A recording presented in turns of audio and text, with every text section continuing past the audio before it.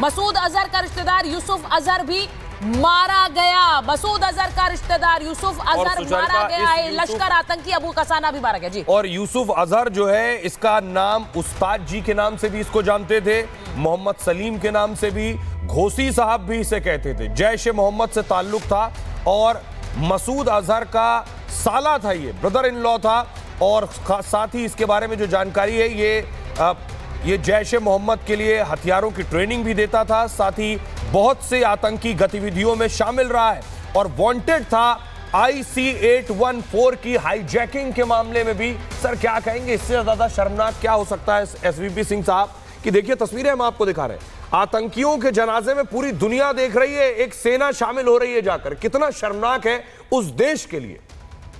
जिस देश का डॉक्ट्रिन, मिलिट्री डॉक्ट्रिन और स्टेट क्राफ्ट डॉक्ट्रिन है, एसिमेट्रिक वॉरफेयर है, जो कि प्रॉक्सी वॉर को प्रमोट करता है, टेररिज्म को प्रमोट करता है, उससे आप क्या उम्मीद रख सकते हो।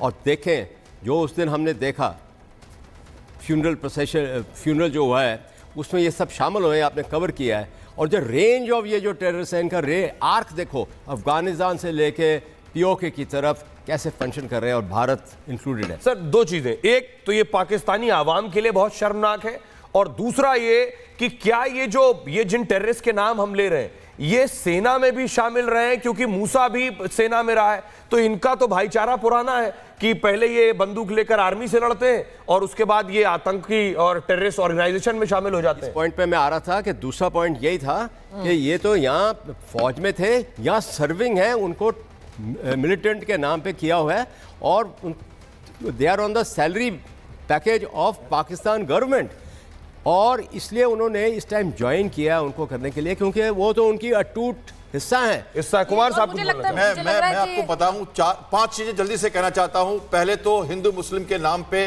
उनको मारना पहलगांव में बता के क्यों कर रहे हैं? सोची समझी नीति के साथ कर रहे हैं, ये ऐसे नहीं कर रहे हैं। ये मिलिटेंट हो क्या हो वो तो है, पर मुद्दा क्या है? पहला वो पॉइंट। दूसरा पॉइंट, मौलाना के तरफ से बात करना, जो इनका जनरल है, वो कम्युनल डिवाइड करना। और ये तीसरा पॉइंट, कहना कि अमेरिका ने हमारे आतंकवाद बढ़ाया। और चौथा पॉइंट ये कि हमारे जो मदरसे के लोग हैं ये लड़ेंगे। ये पांचों के पांचों बात एक तरफ इंडिकेट करते हैं, झंडा और फूल, कि वो कम्युनल कार्ड खेल रहे हैं, वो मिडिल ईस्ट को अपनी तरफ लाना चाह रहे हैं। अब उनके पास कोई चारा नहीं है। सर ये तस्वीर बेहद शर्मनाक है। हम बार बार कह रहे हैं, हमने जो डिप्लोमेटिक चैनल्स के थ्रू भी यही बात कही कि हमारा निशाना कभी भी पाकिस्तान नहीं था, सिविलियन पॉपुलेशन नहीं थी, हमारा निशाना आतंकी थे। और ये एक बार फिर से उस पर मोहर लगाती है कि कैसे ये सारे आतंकी स्ट्राइक में मारे गए, इनमें से कई तो अमेरिका के मोस्ट वांटेड है। तो ये सोचिए कि ये आतंकी मारे गए हैं, यानी कि हमने इनको टारगेट करके ये निशाना बनाया। जतिन के पास जरा चलेंगे। जतिन जरा बताइए, बड़े बड़े आतंकी हैं, ये मोस्ट वांटेड लिस्ट में शामिल हैं, ये मार गिराए गए हैं, और इन सभी ने कैसे जम्मू कश्मीर में आतंक को बढ़ावा देने के लिए मिलिट्री ट्रेनिंग, कोई मिलिट्री ट्रेनिंग में शामिल था, कोई किस तरह से वेपन्स हैंडलिंग में शामिल था, ये सब पूरी लिस्ट सामने आ गई।